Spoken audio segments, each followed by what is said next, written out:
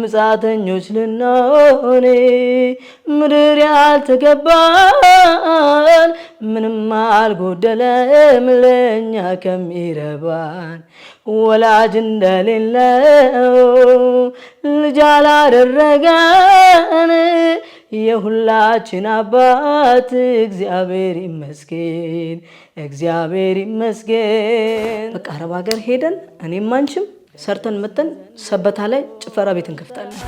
በጣም ተናድጃለሁ ምናምን አልቅሼ ምናምን። ከዛ ማታ ላይ ልውጣ ስል እንዲህ ያለፍኩኝ የቸርች ድምፅ ሰማው።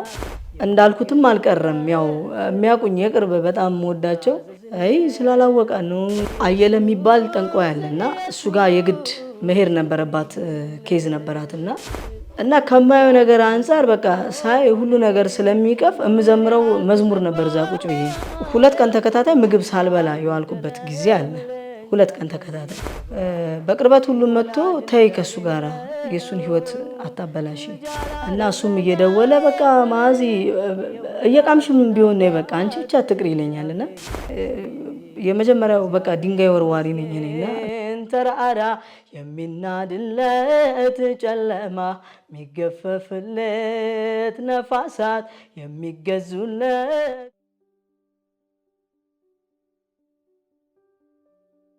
ስሜ መዓዛ ዋሴ ይባላል። ተወልጄ ያደግኩት በአዳማ ወይም ናዝሬት ከተማ ነው። አካባቢም የተወለድኩበት አካባቢ አመዴ ገበያ የሚባል አካባቢ ነው። ያው አስተዳደግ ያው እንግዲህ እንደ አካባቢው ነው። ያው በልጅነቴ ነው እናቴን ያጣኋት። እናቴን ካጣሁ በኋላ ያው ወደ አክስቶቼ ጋር ነው ያደግኩትኝ። አስቸጋሪ የሚባል ባህሪ የነበረኝ ሰው ነኝ። በተለይ ያው ፋሚሊ በማያውቀው መልኩ ማለት ነው ከቤት ወደ ደጅ ያለው ባህሪ ከልጅነቴ የተበላሸ ነበር። ምክንያቱም ማዘርም ስለሌለች ብዙ በራሴ መንገድ የሚሄዳቸው መንገዶች ነበሩ። ያው በትምህርት ቤት ሰበብ ብዙ ነገሮችን እያሳለፍኩኝ እገባለሁ። ያው የሚያሳድጉኝ ሰዎች ደግሞ ቤተሰቦቼ ወይም ብዙም ስለኔ የሚያውቁት ብዙም ነገር የለም።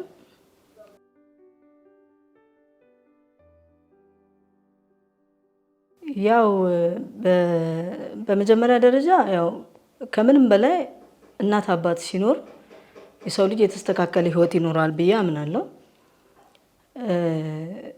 ለዛ አይነት ባህሪ የተጋለጥኩትኝም ይመስለኛል። በቅርበት ያው እናት አባት ስለሌለም ያሳደገችኝም እናቴ በብዛት የስራ ሰው ነች። ቤት ስመጣ ያው ሌላ ሰው ነኝ፣ ትምህርት ቤት ደግሞ ሌላ ሰው ነኝ እና ብስጭትም አለ። እናቴን ብትኖርልኝ ብዬ እመኝ ነበር እና አዋውል አለ። የልጆች ከሰፈር ልጆች ጋራ ትምህርት ቤት እንገናኛለን። ተቀጣጥረን ክላስ አንገባም። ወጣ ብለን ወይ ፊልም ያኔ የህንድ ፊልም እናያለን።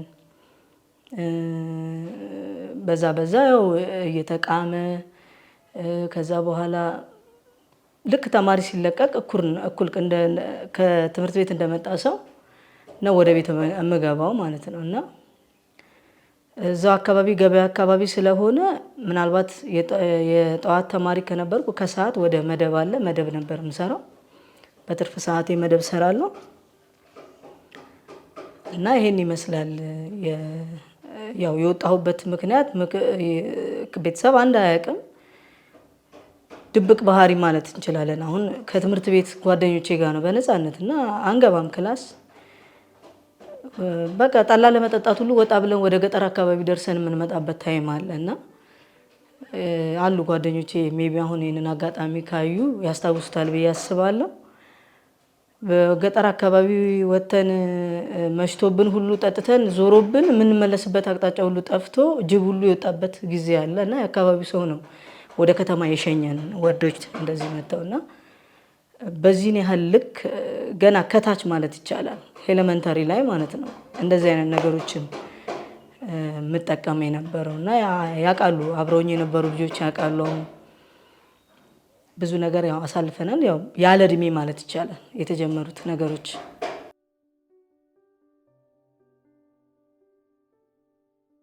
ያው እንግዲህ ልክ 8ኛ ክፍል ስደርስ በአንድ አጋጣሚ ከቤት ወጣሁኝ። ሰዎች ጋር እየኖርኩኝ ትንሽ ጊዜ ሰዎች ጋር 8ኛን ሚኒስትሪ እየወሰድኩ ሰዎች ጋር ተቀመጥኩ። ሰው ጋር ነው የገባሁት። ሰው ጋር ገብቼ እየሰራሁኝ ያው በክፍያ እየሰራሁ ሚኒስትሬን ፈተናዬን ወሰድኩ። ልክ ክረምት ላይ ሲመጣ ከሴትዮዋ ቤት ጠፍቼ ወደ ወንጂ ሄድኩኝ። ብዙም አልተመቸችኝም ነበረ። ምክንያቱም አንደኛ ሰው ቤት እኔ ሰርቼ አላውቅም። ሴትዮዋ እንደምትጠብቀኝ አይነት ነገር አይደለም። ተማሪ ነኝ።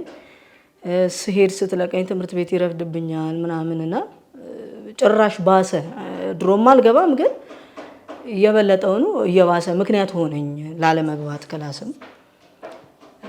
ከዛ በኋላ በቃ ነገሮች እየባሱ ነው ሄዱት። ፊልም ቤት የማሳልፈው ጊዜ እጅግ በጣም ሰፊ ታይም ነበረ።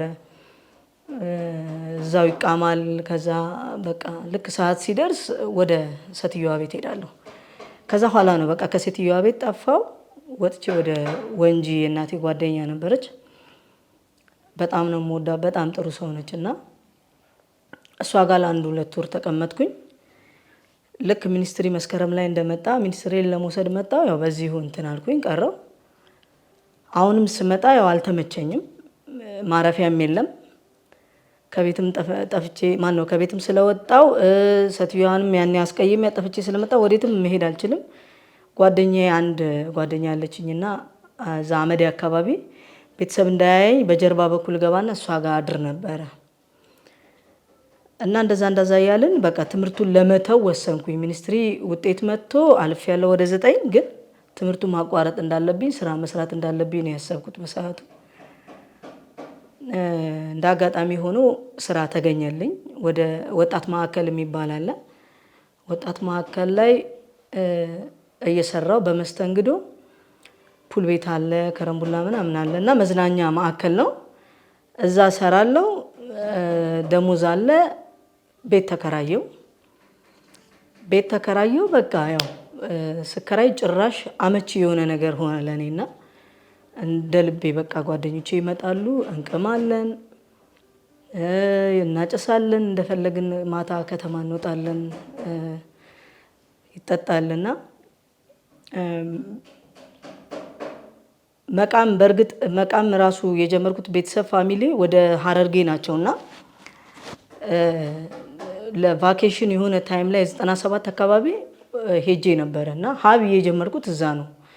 ልጆች እዛ ኖርማል ነው፣ ምንም ችግር የለም። ማንኛውም እድሜ ላይ ያለ ሰው እንትን ይላል። ጭሮ የምትባል ከተማ ማለት ነው። እና እዛ ነው የጀመርኩት። ከዛ ኋላ ነው እዚህ መጥቼ ነገሩ 7ኛ ክፍል በድብቅ ቀንጥሼ ይዤ እገባለሁ። 8ኛ ክፍል በድብቅ ቀንጥሼ ይዤ እገባለሁ። የሚያጨሱ ልጆች አሉ፣ እነሱ በድብቅ ይዘው ይገባሉ። ትምህርት ቤቱ ጫካ አለው፣ እዛ ውስጥ እንጠቀማለን። እና ያኔ ነው ሀ ብሎ የጀመረው የሱሱ ጉዳይ።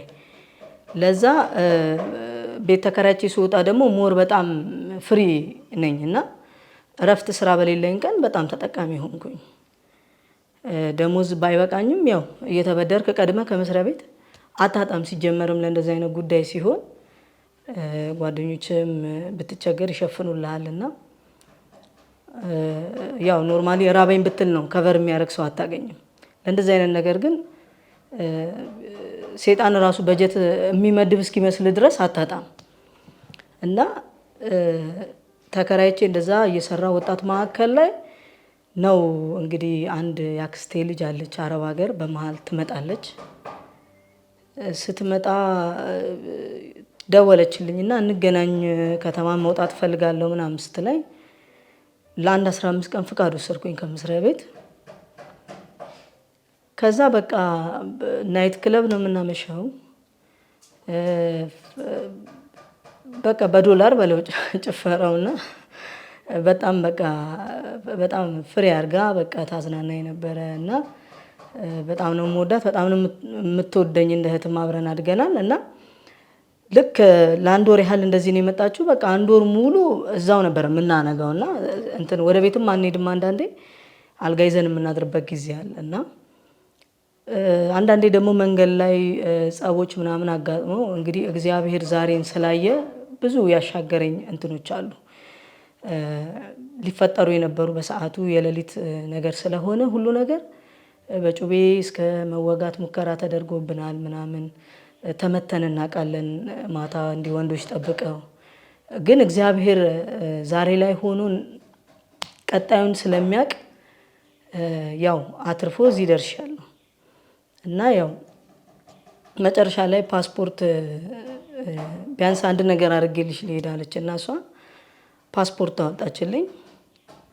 ፓስፖርት አውጥታልኝ ለመሄድ ወደ አረብ ሀገር ማለት ነው እና እሷም ተመላሽ ነች አወጣችልኝ። በዛው እያወጣችልን አዲስ አበባ ጭፈራ ቤት እንሄድ ነበረ። በዛው አዲስ አበባ ስለሆነ የሚወጣው ኢሚግሬሽን በዛው ሰበታ የምትባል ከተማ ሄድን ለስራ። ወደፊት ስንመጣ የምንሰራውን ምን የለም እዛ አካባቢ ላይ ምን የለም የሚለውን ለማየትም እዛ ሰበታ ጓደኛ አለቻት እሷ ጋር አርፈን ዞር ዞር ስንል ጭፈራ ቤት ብዙ የለም። በቃ አረብ ሀገር ሄደን እኔም አንቺም ሰርተን መተን ሰበታ ላይ ጭፈራ ቤት እንከፍታለን ነበረ እቅዳችን ማለት ነው። እና በቃ እኔ ነኝ ያለ ቢያንስ ከአዳማ ያልተናነሰ ጭፈራ ቤት አያቅተንም እኔና አንቺ እንትን ብለን ምናምን ተባብለን በእቅድ ነው የተለያየ ነው። እሷም ሄደች እኔም እንትን አልኩኝ። ያው ሜዲካል ላይ በልጅነቴ ነገሮችን ስለጀመርኩኝ ትንሽ የጉበት ኬዝ እንትን አለኝ መሄድ አትችይም ተባልኩኝ። በጣም ተናደርኩኝ። በጣም በቃ አዘንኩኝ። ለምን መሄድና ፕሮግራም እቅድ ይዣለሁ ማለት በጣም ስመጣ መስራት የምፈልገው ነገር ስለነበር ስለተበላሸብኝ በጣም ነው ያዘንኩትኝ። እጅግ በጣም ጎረቤት እስኪጨነቅ ሁሉ በር ሁሉ ዘግቼ ነው ያለቀስኩትና ግን እግዚአብሔር አዋቂ ስለሆነ ነው ምክንያት ስላለው ያው ያ ነገር አልተሳካም። አሁን ላይ ደስተኛ ነኝ ባለመሆኑ። ምክንያቱም ይሄን ጌታ ለማግኘት ማለፍ የነበረብኝ ጎዳና ስለነበረ በዛ ውስጥ ነው ጌታን ያገኘሁት። ወደ የሆነ ምሽት ሐሙስ ቀን ነው እንደዚህ አስታውሳለሁ። በጣም ተናድጃለሁ ምናምን አልቅሼ ምናምን ከዛ ማታ ላይ ልውጣ ስል እንዲህ ያለፍኩኝ የቸርች ድምጽ ሰማው። እስቲ ቆይ በቃ ትንሽ ልደበርባቸው ብዬ ገባው። ከዛ ገባው አገልጋይ ጋብዘው አገልጋዩ ቃል እየሰበከ ነው። በጣም እየጸለየ ነው። መጨረሻ ላይ ቃል ከሰበከ በኋላ እየጸለየ እንደዚች አይነት እህታ ያለውና አረብ ሀገር እንደዚህ እንትን ብለሽ እንደዚህ አልተሳካምና በጣም አዝነሻል ባለመሆኑ ምናምን እያለ ይጸለያል። ከዛ እኔ ዝም አልኩኝ። እንዴ ሰውየው ማን ነገረው ብዬ ዞር ስል አንድ የሰፈር ልጅ ማቃት አለች። ደግሞ በምን ፍጥነት ትነግረዋለች? እኔ ጉባኤው ቁጭ እንዳለን የገባሁት አሁን እኔ ያየሁሽ ነው መጥቼ ላስወጣሽ እችላለሁ፣ ሌሎቻችሁ አጎንብሳችሁ ጸልዩ ምናምን ነገር አለ። ዝም አልኩ እና ከርሳ ያለው ፕሊስ ነይ እንጸልይልሽ ምናምን ዝም አልኩ። መጨረሻ ላይ መጣና እጄን ይዞኝ ወጣ። ከዛ እየጸለይልኝ በቃ ምን እንደተፈጠረ ራሱ አላውቅም ምናምን። ከዛ መጨረሻ ከመሬት ስነሳ ነው የማውቀው። ተነሳው። ከዛ አገልጋዮች ውስጥ ይዘውኝ ገቡ፣ ጸለዩልኝ። ደህንነት ተያዘልኝ ማለት ነው። ፕሮግራም ቀን ተነጋገረንና የሚመቸኝን ቀን እንትን ለመማር ወስኜ እንትን አልኩኝና ከዛ በኋላ ያው ለመተው ትንሽ ያስቸግራል። በተለይ ትንሽ ጫት ለመተው ተቸግሬ ነበረ እና ጓደኞቼንም መለየት በጣም ከፋኝ አይነት ነገር። ልክ ሰዓቱ ሲደርስ ይጠሩኛል። ያው እነሱ የሚያውቁት ያንን ነገር ስለሆነ መጨረሻ ላይ በቃ 2 ሳምንት እንደዚህ በተቀጣጠርንበት ሳምንት ላይ ቀረው እና ያኔ እንግዲህ ደህንነት አስተማሪ ያሁኑ ባለቤቴ ማለት ነው እና ሰፈሬን ስለነገርኩት እያፈላለገ ይመጣ ነበር። ከዛ እዛ አካባቢ ደግሞ አንድ እነሱ ቸርች የምታመልክ ስለነበረች እሷ ጋር ሄዶ እንደዚህ ባለፈው የጸለይንላት ልጅ ቤቷ የት ነው ምናምን ብሎ እንትን አለ። ጠይቆ ሲመጣ እኔ ፍርሽርሽ ብዬ ቁጭ ብያለሁ እና ደነገጠ ምናምንና ከዛ ደንግጦ እንደገና እኔም የኔንም ድንጋጤ ያየና አይዞሽ ችግር የለም ምናምን አለኝ። ቁጭ በል ምናምን ነገር አልኩት። ከዛ የሆነ በቃ ለስላሳ ምናምን አመጣው ከፍቼ ምናምን በቃ ሳምንት አትቅሪ ምንም ችግር የለውም በቃ ምናምን አለኝ። እዛ እሺ አልኩኝ። ፓስተሩም ደወለልኝ። አሸናፊ ይባላል። በጣም የምንወደው ብዙ ዋጋ የከፈለልን ነው። ወጣት አሸናፊ ነው። ያው ወጣት ነው በጣም ፓስተራችን ነበር በወቅቱ እና እሱም እየደወለ በቃ ማዚ እየቃምሽም ቢሆን ነው በቃ አንቺ ብቻ አትቅሪ ይለኛልና ምን አይነት ሰዎች ናቸው እየቃምሽ ማለት ጴንጤ ያው አይወድም ጫት ምናምን ስለሆነ በዚህ ልክ እኔ እንዳልቀር እኔን ፈለጉኝና ከማደርገው ነገር ይልቅ እኔን ስለፈለጉ በሚቀጥለው 15ኛው ማነው 3ኛው ሳምንት ላይ በቃ መሄድ ጀመርኩኝ። ከዛ ስማር ነገሩ ራሱ ከውስጤ እየወጣ ነው ሄደው እና አንዳንዴ አጋንንት ከወጣልህ በኋላ አንዳንዴ ደግሞ በትምህርት የሚወጡ ነገሮች አሉ። ሲገባ እግዚአብሔርን ስትረዳ ያ ነገር የምታደርገው ነገር እንደማይመጥንህ ይገባሃል። የሚገባው ነገር ቦታ እያስለቀቀ ይሄዳል ተራውን ነገር እና ስማር በጣም እየወደድኩት ሄድኩኝ። ራሴን እያወቅኩኝ ሄድኩኝ። ለራሴ ክብር መስጠት ጀመርኩኝና ጊዜው ደርሶ መጠመቂያዬም ደረሰ። ተጠመቅኩኝ። እግዚአብሔር ረድቶኝ ተጠመቅኩኝ። እዛ አገልግሎት ትምህርት ነበረ። እሱን ተማርኩ። ያው ቶሎ እንዳውም ወደ አገልግሎትም እገባለሁ ብዬ አስቤ አላቅም ነበረ። በርግጥ ድንገት ነው ስልክ ተደውሎ የሆነ ጊዜ ላይ እንደዚህ ኪቦርዲስቱ ከፍቶ ኪቦርዲስት ሲሰራ ዝም ብዬ አብሬው ማለት ጀመርኩኝና ድንገት ፓስተር መጣ ከደጅ ፓስተር አሼ መጣና ማዚ አንቺ ነሽ እንዴ? ዋው አንቺማ በቃ ማገልገል አለብሽ፣ በጣም ደስ የሚል ስፒሪት ነው ያለው፣ ስዘምሪ ማገልገል አለብሽ ምናምን አለኝ። እስቲ እንግዲህ እግዚአብሔር ያውቃል ምናምን አልኩት። ከአንድ ወር በኋላ ምናምን ይሄንን ብሎ ስም ዝርዝር ሊስት ላይ ተለጥፍ ያለው የአምልኮ መሪዎች ውስጥ ፕሮግራም ተለጥፏል። የወሩ ፕሮግራም ማለት ነው። እና ልጆች ደውለው የኳየር ልጆች ምናምን ማዚ እንዴት ነው ተለጥፏል አውቀሻል ፕሮግራምሽ ምናምን አሉኝ። እንዴ ማን የለጠፈው ምናምን ስል ተለጥፏል ፕሮግራም ተለጥፏል ተዘጋጂ በዚህ ቀን አንቺ ነሽ ምናምን አሉኝ። ደንግጬ ለፓስተር ደወልኩ።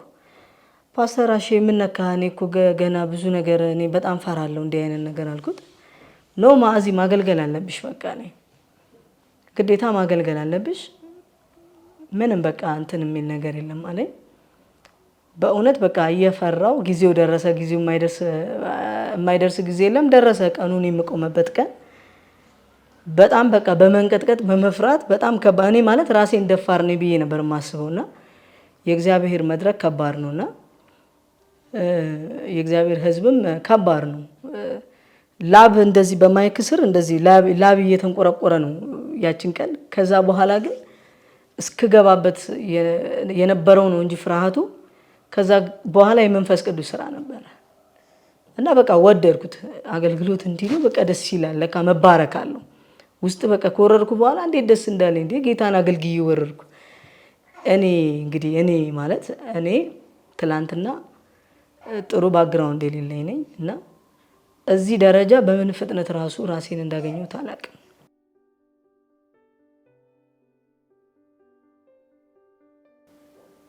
መጀመሪያ ያው ሁላ በብዛት ያው እኔ ከኦርቶዶክስ ናቸው ቤተሰቦቼ። ግን አንድ አጎት አለኝ ካሴቶች በጣም ይገዛል እና መዝሙሮች ይገዛል። ቤቴልሔም ወልዴ፣ ምህረት ይተፋ፣ ተከስተ ጌትነት እነዚህ ሲዲ ነበረ ያኔ እና ሲዲ ይገዛ ነበረ። በጣም አዳምጣለሁ እና እሱ ቤት ቲቪ ነበረና ይከፈታል በቃና ሌላ ቦታም ስንሄድ ያን ሲዲ እንደዚህ 5 ብር እንደዚህ ይገዛልና እንደዚህ ኮፒው ማለት ነው። እዛ በቃ ጓደኞቻችን ቤት ተደብቀን ስንቅ ምናምን እንቅምበታለን። ግን በዛ ውስጥ በጣም እየወደድናቸው በጣም ነው የምወዳቸው። አሁን የጠሯቸውን በሙሉ በጣም ወዳቸው ናቸው። መስፈንጉቱ ያው በደንብ አድርገን ቅመንበታል። ያው እግዚአብሔር መቼም ምሕረት አድርጎልን ነውና ወንጌል ስለ ወንጌል ደግሞ ብዙ ጊዜ ትምህርት ቤት ሲሄድ ከሰፈር አብረውኝ የሚሄዱ ልጆች ነበሩ። በጣም ወዳቸው እና ያወሩኛል። ያው በጣም ነው የሚያወሩኝ ከኔም ባህሪ አንፃር ማዚ እንደዚህ አይደለም እንደዚህ እኮ አይደለም እና ጌታ እኮ እንዲህ ነው እና ስለ ጌታ ያወሩኛል። ጎረቤት ነን፣ ያው አመዴ ውስጥ ሆኖ ጎረቤት ነን። በጣም ወዳቸው ቤተሰቦች ናቸው እና እነሱ ፊት በጣም እንደምጠላ ነው የምሆነው እና ግን ገበያ ውስጥ እንኳን ወንጌል እንደዚህ ወንጌል ስርጭት የሚወጡ ሰዎች በጣም ከመጥላታችን የተነሳ ሲሰብኩ ድንጋይ እንወረውራለን። ይሄ ብዙ ሰው ያደረገው ተግባር ነው። የመጀመሪያው በቃ ድንጋይ ወርዋሪ ነኝ እኔና እግዚአብሔር ያው በፍቅሩ አሸንፎን ነው እግዚአብሔር ይመስገን። ገበያ ውስጥ እንደዚህ ሊሰብኩ ሲመጡ እንወረውራለን። ከነዚህ አሁን ከምላቸው ልጆች ጋራ ትምህርት ቤት ስንሄድ ያወሩኛል በጣም በቃ ስለ ጌታ ፕሊስ ራስሽን አድኚ። ያው ቤተሰብ ብዙ ሰው ነው ያጣሁት። እኔ እህትም ወንድምም የለኝም። ያው ያደግኩት ከአጎቶቼ ጋር ነው በብዛት ያው እንደ እህት እንደ ወንድሞቼ እነሱ ናቸው። እና እነዚህ ጓደኞች አሁን የጎረቤት አብረን ትምህርት ቤት የምንሄዳቸው ልጆች በጣም ስለ ጌታ ያላቸው መረዳት በሰዓቱ ልጆች ናቸው፣ ግን እጅግ በጣም ነበር ስለ ጌታ የሚያወሩት። እሰማቸዋለሁ ግን በጣም ኧረ ወደዛ በቃ ምናምን ነው የምላቸው። ከዛ ትምህርት ቤት ስንደርስ እንለያያለን እና ያው እነሱም እና የዘሩት ነገር አለ። በጣም ነው የማመሰግናቸው፣ በጣም ነው የምወዳቸው እና ለከንቱ አይደለም በከንቱ አልቀረም እና በጣም ያው አመሰግናለሁ። እንዲሁ አንድ እናት አሉ ሌላ ክርስቲያን እና አሁን ወደ ጌታ ሄዳለች። እማዬ ነው የምላት። በጣም ምርጥ እናቴ ነች፣ መንፈሳዊ እናት። እሷም ብዙ እንደዚህ እንድለወጥ እኔ በጌታ ዋጋ ከፍላለች እና በጣም ነው የምወዳት። በቅርብ ጊዜ ነው በዚሁ ዓመት ውስጥ ነው ወደ ጌታ ሄደችው። በጣም ጥሩ ሰው ነች እና እሷም በህይወቴ ውስጥ አስተዋጽኦ አድርጋለች። ያው ሞር ደግሞ መዝሙሮቹ እጅግ በጣም እየወደድኳቸው በሄድኩኝ መጠን ሳላቆም መዝሙር አዳማጭ ሆኛለሁ እና ያው እላቸዋለሁ በኖርማል እዛም ሆኜ እላቸዋለሁ። ኢቨን የሆነ ወቅት ላይ ቤተሰብ ጋር በምኖርበት ጊዜ የሆነ ጊዜ አንድ ሴት ከአዋሽ ዘመድ ነች መታ ታማ አየለ የሚባል ጠንቋይ አለና እሱ ጋር የግድ መሄድ ነበረባት። ኬዝ ነበራትና መርማርሳ የሚባል ቦታ ነበርና ብቻዬን ከመሆን አሟት ስለመጣች ብቻዬን ከመሆን ከሷ ጋር ልሂድ በሚል እኔ አብሬ ሄጃለሁ እና በአጋጣሚ መርማርሳ የሚባለው ቦታ ላይ ስንሄድ የሉም 19 ነው ቀኑ። የሉም ገልዲያ ወደሚባለው መስጊዳቸው ሄደዋል ተባልን እና ተነስተን እዛ ሄደናል። አንድ 15 ቀን ከሷ ጋራ እዛ ጠንቋዩ ቤት ከርመናል እና ከማየው ነገር አንፃር በቃ ሳይ ሁሉ ነገር ስለሚቀፍ እምዘምረው መዝሙር ነበር። እዛ ቁጭ ብዬ ፊት ስሰማቸው ስሰማቸው የነበሩትን መዝሙሮች እዛ ዘምር ነበር እና ሰዓትም አልሄድ ሲለኝ በቃ ቁጭ ብዬ ዘምራለሁ። እሱ ያንን የነሱን እንትን በቃ የሚያደርጉትን ነገር ለመርሳት በጣም የሚያስጠላ ነገር ስለሆነ ይሰገዳል፣ ስለት ይመጣለታል ምናምን እና እሷ ያው ታማ ነው በወቅቱ የሄደችው መፍትሄ ለማግኘት። እሱ ጋር ዘመድ ነች፣ የሩቅ ዘመድ ነች እና አንድ 15 ቀን እዛ አሳልፌያለሁ እና በወቅቱ ስዘምር የነበረ መዝሙር አለ እዛ ጠንቋዩ ግቢ ሆኜ ማለት ነው። 15 ቀን ነው እዛ የተቀመጥኩት። የቤተልሔም ወልዴ ስላንተማ ብዙ ምናገረዋለኝ ብዙ ምናገረዋለኝ የትኛውን አንስቼ የትኛውን እተዋለው ጌታዬ ስራህ እኮ ከአእምሮዬ በላይ ነው። ስላንተማ ብዙ ምናገረዋለኝ ብዙ ምናገረዋለኝ የትኛውን አንስቼ የትኛውን እተዋለው ጌታዬ ስራህ እኮ ከአእምሮዬ በላይ ነው የሚለውን መዝሙር እዛ ዘምር ነበርና አንቺ እዚህ እንደዚህ አይባልም፣ ምን ሆነሽ ነው ትቀሰፊያለሽ፣ ዝም በይ ምናምን ነገር ይሉኛልና ይሄን ያህል ውስጤ ተጽዕኖ አድርጎብኝ ነበረ ስቅም የምሰማው መዝሙርና እዛ እንኳን ሆኜ በድፍረት ዘምረው ነበረ እና ይሄንን እዘምር ነበረ በወቅቱ። ከዛ 15 ቀን ከሆነን በኋላ ያው ያኔ ይሄ እንግዲህ 97 አካባቢ ነው 96 አካባቢ ውስጤ ነበሩ የተከስተ መዝሙሮች እንደዚህ ወዳቸዋለሁ በጣም እና በመቃም ውስጥም ቢሆን የምሰማው ግን ልቤ ላይ የቀሩ ዘማሪዎቹም መዝሙራቸውም ነበረና ያም ይመስለኛል እዛ ቸርች ከገባው በኋላ ከዛ በኋላ ለመማር ጊዜ ከተሰጠኝ በኋላ ለመማር ፕሮግራም ከያዘንም በኋላ ያው 1-3 ሳምንታት ብቀርም ግን ልቤ ክፍት ነበረ። በቃ ክፍት ሆነ። አንደኛ ከላይ ያለው ነገር ተመቷል። ሁለተኛ ነገር ክፍት ነበረ። እነዛ መዝሙሮች አሉ ጌታን እንድወድ ሳላውቀው ጌታን እንድወድ አድርጎኛል። መዝሙሮቹን በመውደድ ውስጥ ጌታን እንድወደው አድርጎኛል እና ከዛ አንፃር አስተዋጽኦ አድርገውልኛል ብዬ አምናለሁ።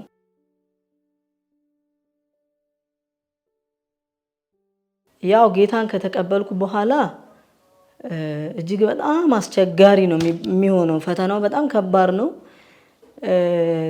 ሰዎች አይቀበሉህም፣ ቤተሰብ አይቀበልህም፣ ጓደኛ አይቀበልህም እና ብዙ ቻሌንጅ አለው እና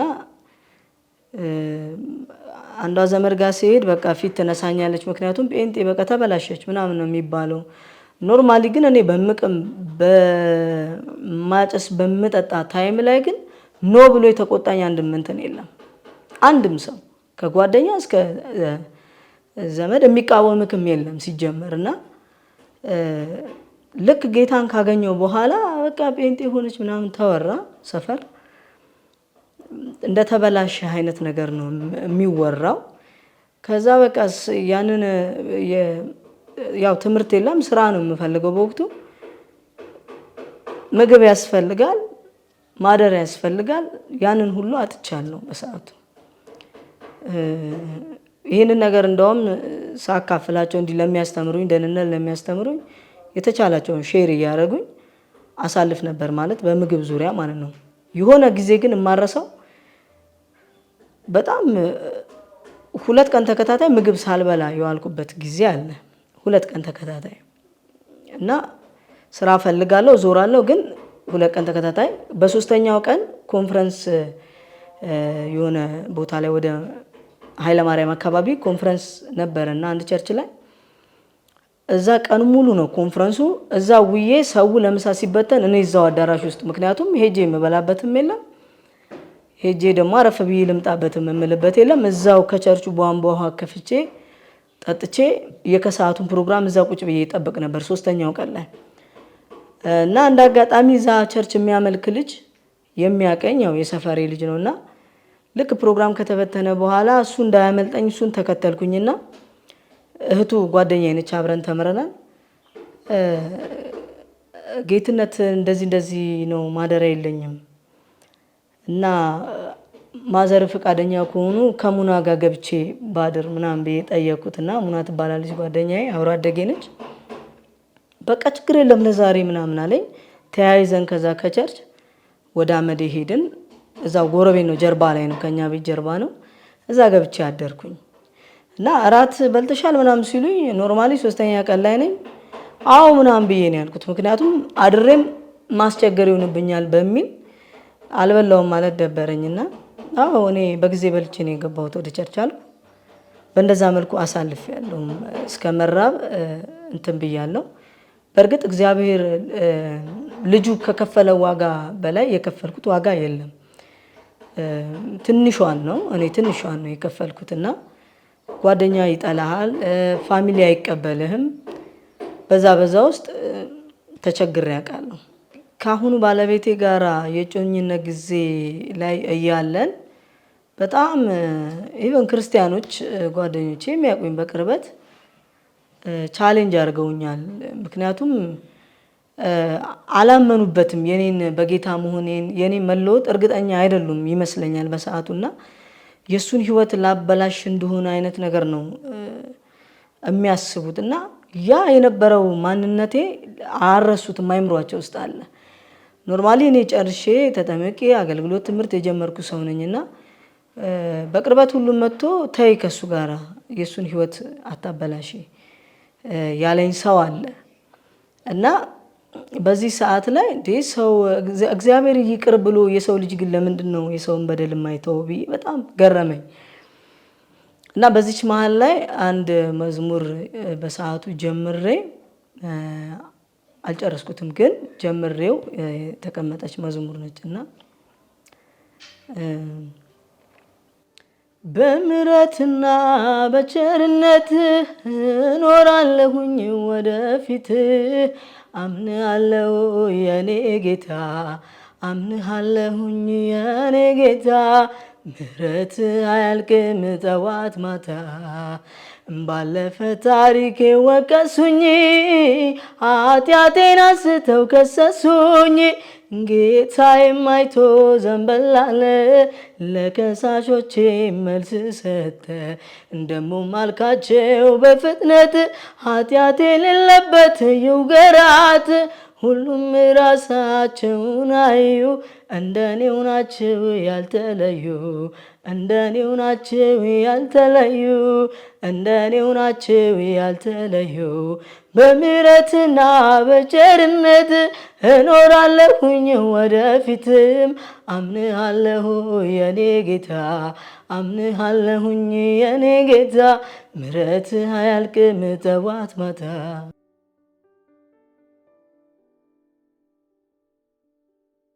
ባለቤቴ ያው ደህንነት አስተማሪ ነው። በጣም ዋጋ ከፍሎ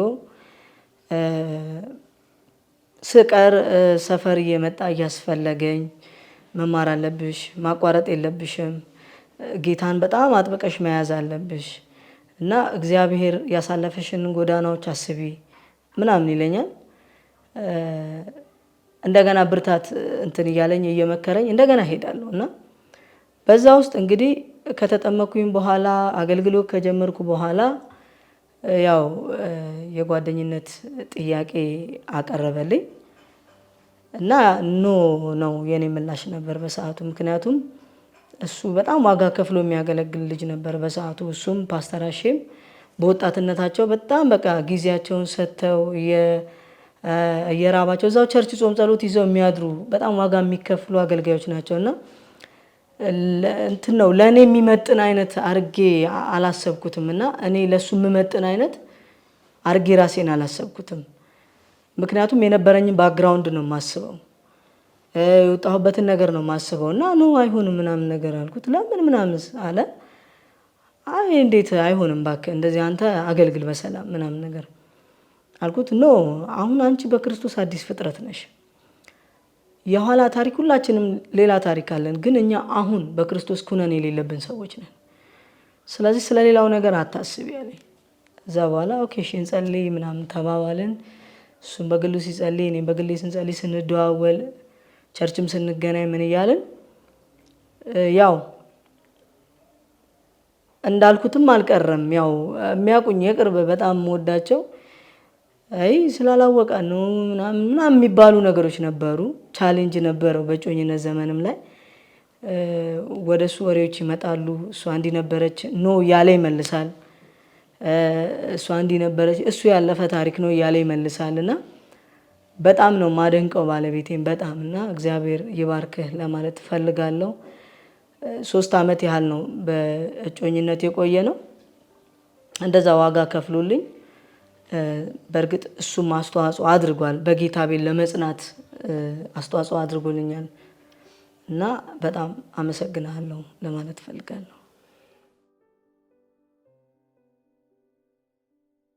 ኢየሱስ ለኔ ማለት ከቃል በላይ ነው። ጌታ ለኔ በግሌ አባቴ ነው ለኔ ማለት እችላለሁ። ምክንያቱም የአባትን ፍቅር አላውቅም። አባት ጨርሶ ነው የአባት ፍቅር ስለማላውቅ እኔ አላውቀውም። አባቴም ጭምር ነው ኢየሱስ ለኔ ከጥፋት ያዳነኝ ከሞት ያወጣኝ ማለት በቃ በፍቅሩ ያሸነፈኝ ያንበረከከኝና ጀግናዬ ነው ለኔ ኢየሱስና የኔ ጀግና የኔ ልዩ አባት ነው ጌታ ለኔ።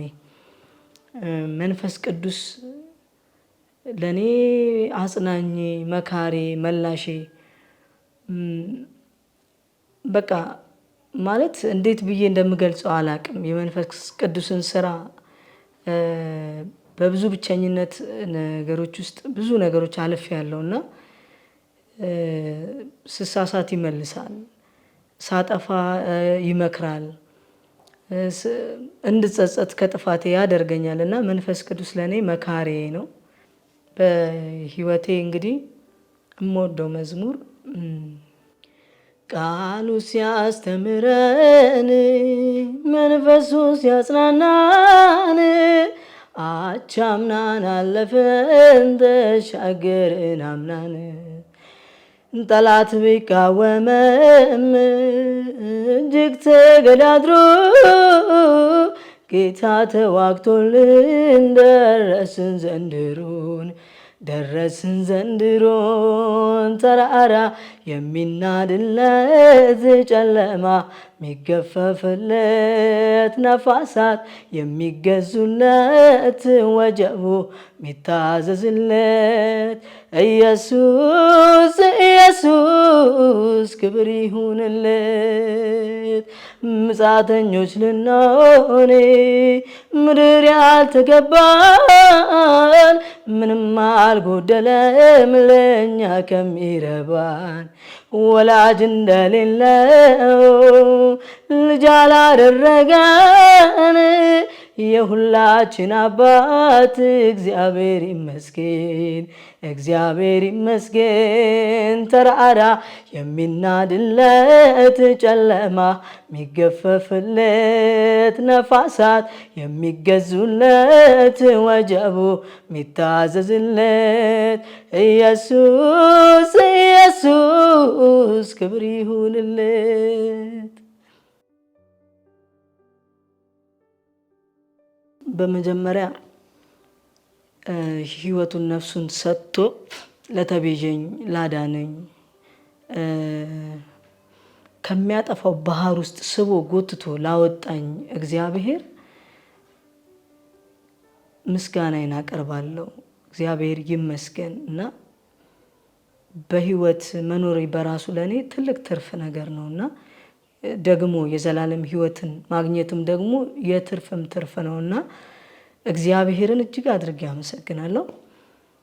በቀጣይ ያው ቤተሰቦቼን እናቴ ከሞተችበት ጊዜ ጀምሮ አብረውኝ ያው ቢመችም ባይመችም እንደ እህት እንደ ወንድም አሳድገውኛልና የጎደለ ነገር የለም።